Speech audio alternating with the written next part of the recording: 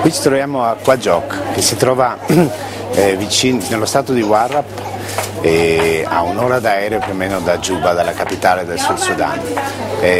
Adesso siamo nella stagione secca, ma in questa zona, questa è una delle zone dove sono arrivati moltissimi delle persone che avevano lasciato il Nord Sudan diretti nel Sud Sudan prima e dopo l'indipendenza. Totalmente, come numero totale di persone, sono 350.000 quelli che hanno lasciato il Nord Sudan quando c'è stata l'indipendenza del paese. Questo paese, che è uscito da 20 anni di guerra, il trattato di pace è stato firmato solo nel 2005 e solo nel 2011 il Sud Sudan è diventato indipendente, si trova di fatto a partire da zero. La sanità è a zero, le scuole sono tutte da costruire, le strutture non ci sono, le strade asfaltate sono poche decine di chilometri.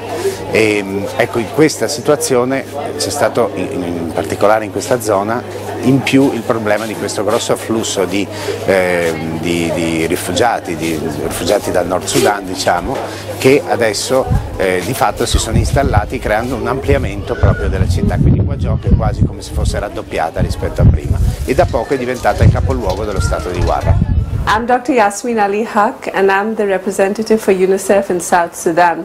I have the privilege of leading a team of over 200 people in the huge country where we're deployed in 10 states, and we work very closely with the government of South Sudan, with the NGOs, with the other UN agencies, and any partner who is working for the cause of children in South Sudan.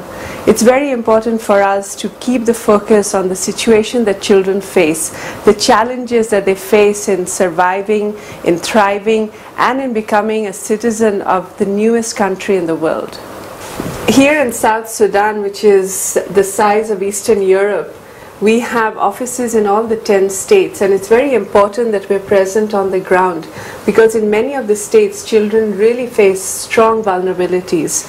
In the states of Jonglei, Upper Nile, and coming here towards Unity, we really have huge difficulties at the moment with conflict of armed groups, where we have rebel militias creating conflict. We have trouble of clashes between communities in which children and women get so often targeted, and it results in the most extreme and they're being killed. But importantly, what it means is that they don't have access to the crucial services. They don't get enough food. We're seeing very high rates of malnutrition, especially in Jonglei state, where since late last year we've seen clashes between communities, and food insecurity is something which is really affecting children throughout South Sudan. More in these 3 states, along with the states of Warrap, Northern Bar Ghazal, and Western Bar Ghazal. So these are really all the states on the north and the east of South Sudan. Children face the greatest risk. With malnutrition, it means that they are not growing properly, they're not developing their intellect optimally. Even if they're able to go to school, that they're not learning properly. And schooling is another risk that children face. Only 30% of children who should be in school are in school. And that means that we don't have enough teachers, we don't have enough classrooms, school supplies. So the challenges that children face throughout the states in South Sudan is pretty immense. It's not that the states in the south are exempt either.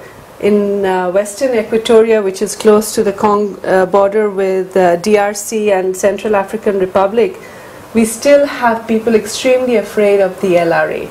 We have people displaced by it. We have children who we still get to rescue, children who have been abducted by the LRA.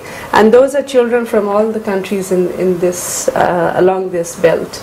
When we go to Eastern Equatoria, one of the biggest threats that children face in some of the pockets there is that of guinea worm, a disease which has been more or less eradicated from the rest of the world. But here in South Sudan, we carry 98% of the burden of it.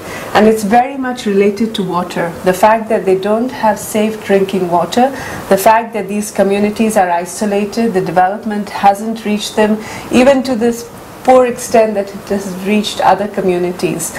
So in every state, we see children facing different types of risks, but overall it means that we really need to put our energy together to make sure that children in South Sudan have a better opportunity in life, especially girls.